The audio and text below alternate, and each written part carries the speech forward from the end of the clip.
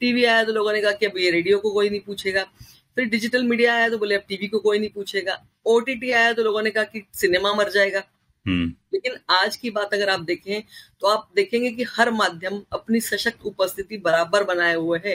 उनको सुनने वाले, पढ़ने वाले, देखने वाले लोग जिंदा हैं और वो उसको जिंदा रखने की कोशिश में है।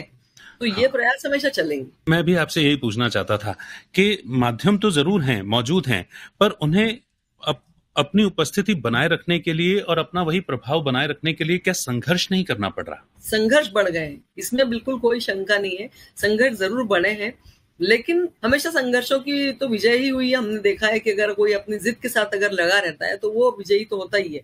चाहे आप प्रिंट मीडिया ले लें, अगर हम बहुत सारे अखबारों की बात करते हैं कि हमारे यहाँ 2000 अखबार हैं, हमारे इंदौर की अगर हम अपने शहर की बात करें या पूरे मध्य प्रदेश की बात करें, बहुत सारे अखबार हैं, संख्या इनकी 1000 में होगी, ज्यादा ही होगी, लेकिन सब कहीं ना कहीं जीवंत तो है क्योंकि वो आपके हाथ में आ रहे हैं। हम खुद 40 अखबार रोज देखते हैं, तो 40 अखबार हमको देखने को मिल रहे हैं, इसका मतलब है कि अखबार निकालने वाले की जिद है और वो जिद्दी है। हमारे इंदौर में रेडियो स्टेशन 5 अलग अलग बजते हैं और पांचों के पांचों रेडियो चल रहे हैं, तो वो कहीं ना कहीं उसका ऑडियंस नंबर है।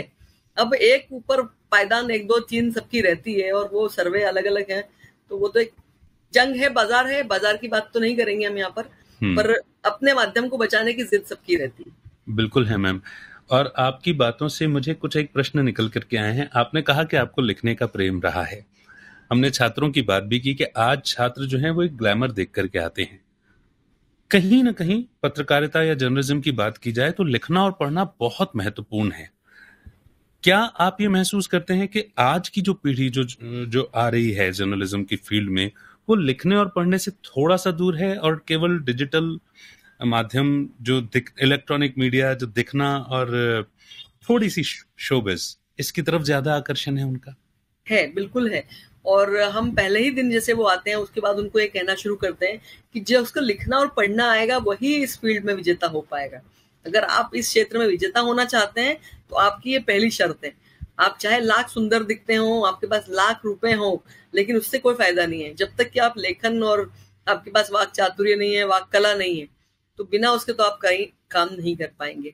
और मैं भाग्यशाली हूँ, मानती हूँ अपने आप को कि मुझे पूरे जितने भी विद्यार्थी, मतलब 20 साल हो गए मुझे पढ़ाते हुए और उसके पहले पत्रकारिता भी की, तो उसके बाद से जो स्तर मैंने देखा है, मुझे 20% लोग तो मिल ही जाते हैं जिनकी ये इच्छा रहती है। जैसे मैंने अगर किसी को असाइनमेंट दिया है कि आपको ये आर्टिकल मुझे 24 घंटे में देना है, तो कुछ ईश्वर की दया है कि कुछ विद्यार्थी ऐसे मिले हैं जो 24 घंटे में मुझे आलेख देते हैं और वो किसी एआई से कॉपी किया हुआ नहीं रहता है।